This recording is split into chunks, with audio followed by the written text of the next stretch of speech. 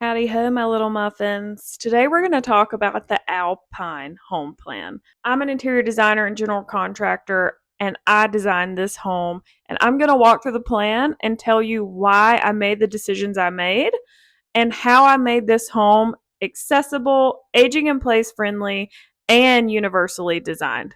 So walk along with me. Here is the Alpine home plan. Of course, this plan could be for whoever wants and loves it. But when designing this home, I was thinking of maybe a smaller family, a really pretty farmhouse, just a smaller, more efficient home. Because always remember, these homes that we buy, we have to maintain them, we have to pay the utility bills, and we have to clean them. So bigger isn't always better. So here's the Alpine. And my favorite part about this plan is there is a giant wraparound porch almost around the whole structure. There's another thing about this home that I love, you might think is odd, and that's okay. The entrance door to this home is on the side. So your driveway would be over here, and then you would enter your home on this side. I'm very big on sight lines, and especially in this day and age when we're getting packages all the time, who's coming up on my porch and what can they see within my home. So I always like to keep it minimal, and I like to keep it very public facing at the front door.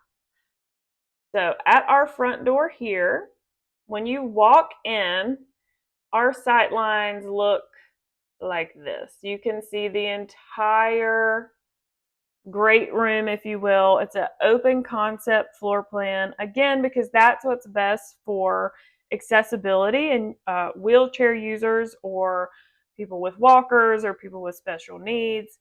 Less walls equal less confusion. It also equals less things for people to bump into. So that is why I'm a big proponent of the open floor plan in the sense of designing a home for accessibility, aging in place, and universal design. When you first walk in, you're walking into the kitchen and dining space.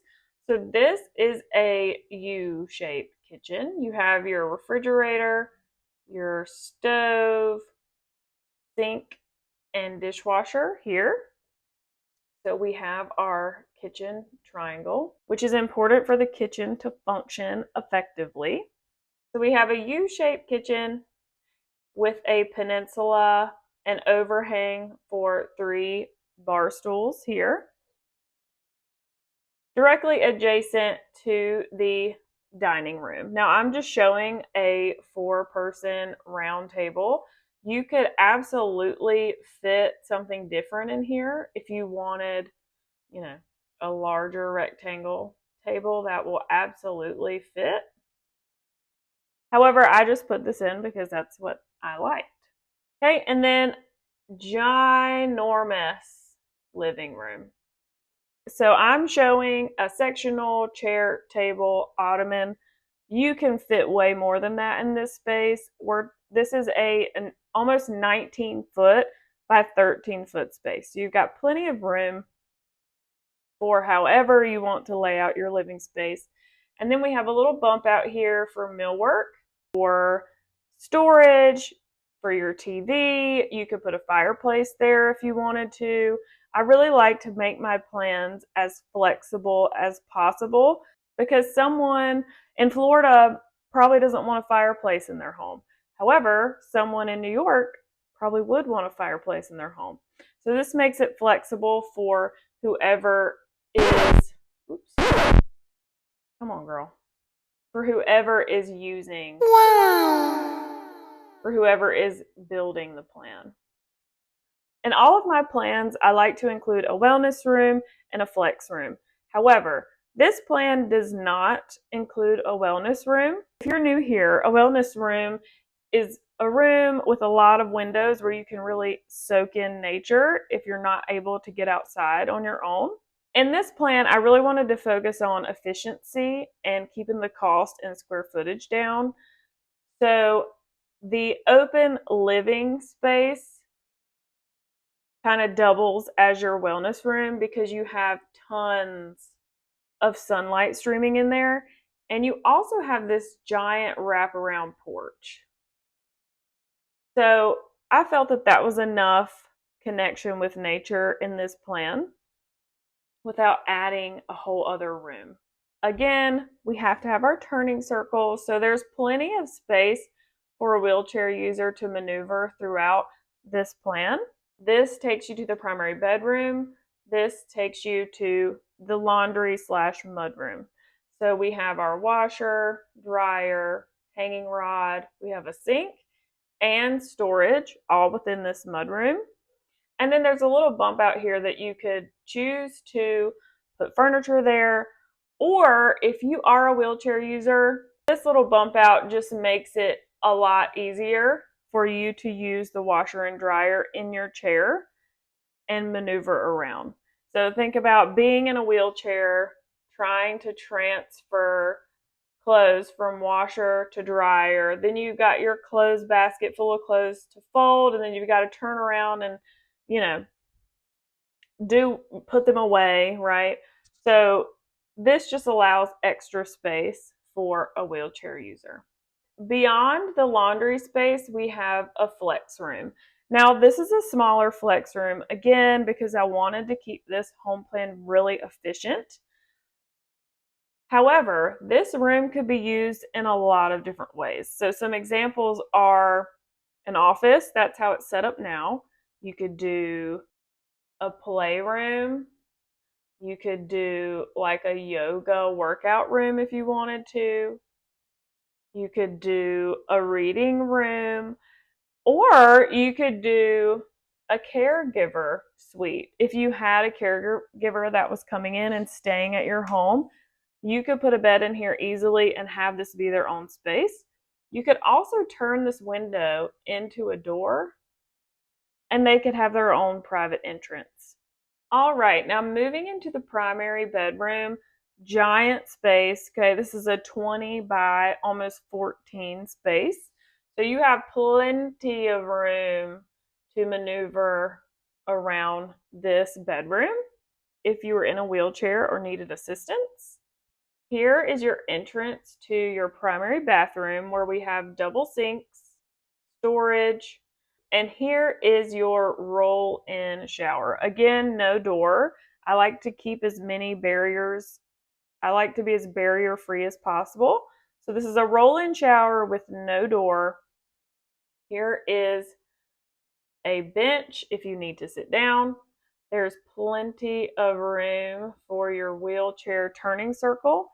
And we have the controls on the wall at the entrance so you can reach in, turn on the water, let it get warm, and then get in the shower.